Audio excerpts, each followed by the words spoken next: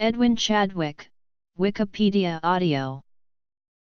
Sir Edwin Chadwick KCB was an English social reformer who is noted for his work to reform the poor laws and to improve sanitation and public health. A disciple of Jeremy Bentham, he was most active between 1832 and 1854, after that he held minor positions, and his views were largely ignored. Edwin Chadwick was born on January 24, 1800 at Longsight, Manchester, to James Chadwick. His mother died when he was still a young child, yet to be named. His father, James Chadwick, tutored the scientist John Dalton in music and botany and was considered an advanced liberal politician, thus exposing young Edwin to political and social ideas. His grandfather, Andrew Chadwick, had been a close friend of the theologian John Wesley. He began his education at a small school in Lancashire and moved to a boarding school in Stockport, where he studied until he was 10. When his family moved to London in 1810, Chadwick continued his education with the help of private tutors, his father and a great deal of self-teaching. Early life. His father remarried in the early 1820s and Edwin's younger half-brother was baseball icon Henry Chadwick, born in 1824. James, his new wife, Henry, and younger sister Rosa migrated to the United States in 1837. Henry mirrored his brother's interest in health by advocating for baseball to become the national pastime for the U.S. At 18, he decided to pursue a career in law and undertook an apprenticeship at an attorney's office. In 1823, he enrolled in law school at the Temple in London. On November 26, 1830 he was called to the bar, becoming a barrister, also known as a court lawyer. Called to the bar without independent means, he sought to support himself by literary work such as his work on applied science and its place in democracy, and his essays in the Westminster Review, mainly on different methods of applying scientific knowledge to the practice of government. He became friends with two of the leading philosophers of the day, John Stuart Mill and Jeremy Bentham. Bentham engaged him as a literary assistant and left him a large legacy. He also became acquaintances with Thomas Southwood Smith, Neil Arnott, and James K. Shuttleworth, all doctors.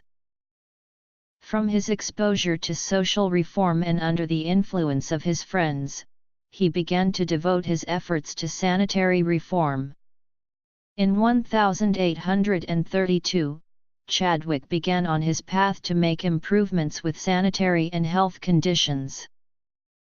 In 1832, he was employed by the Royal Commission appointed to inquire into the operation of the Poor Law, and in 1833, he was made a full member of that commission. Chadwick and Nassau William Sr. drafted the famous report of 1834, recommending the reform of the old law. Under the 1834 system, individual parishes were formed into poor law unions, and each poor law union was to have a union workhouse. Chadwick favored a more centralized system of administration than the one adopted, and he felt the Poor Law Reform of 1834 should have provided for the management of poor law relief by salaried officers controlled from a central board, with the boards of guardians acting merely as inspectors. In 1834, he was appointed secretary to the Poor Law Commissioners. Unwilling to administer an act of what he was largely the author in any way other than as he thought best, he found it hard to get along with his superiors. The disagreement, among others, contributed to the dissolution of the Poor Law Commission in 1847. His chief contribution to political controversy was his belief in entrusting certain departments of local affairs to train and select experts instead of two representatives, elected on the principle of local self-government. While still officially working with the Poor Law, Chadwick took up the question of sanitation in conjunction with Dr. Thomas Southwood Smith. Their joint efforts produced a salutary improvement in the public health. Chadwick's report on the sanitary condition of the labouring population of Great Britain, begun in 1839 and published in 1842, was researched and published at his own expense. A supplementary report was also published in 1843. The formation of the Health of Towns Association and the creation of various city-based branches followed rapidly. Chadwick's report led to the Public Health Act 1848, which was the first instance of the British government taking responsibility for the health of its citizens. In 1852, Chadwick conversed with Lewis Llewellyn Dillwyn in relation to the construction of a sewerage system in Swansea. Chadwick's efforts were acknowledged by at least one health reformer of the day. William James Erasmus Wilson dedicated his 1854 book Healthy Skin to Chadwick in admiration of his strenuous and indefatigable labours in the cause of sanitary reform. Reformer.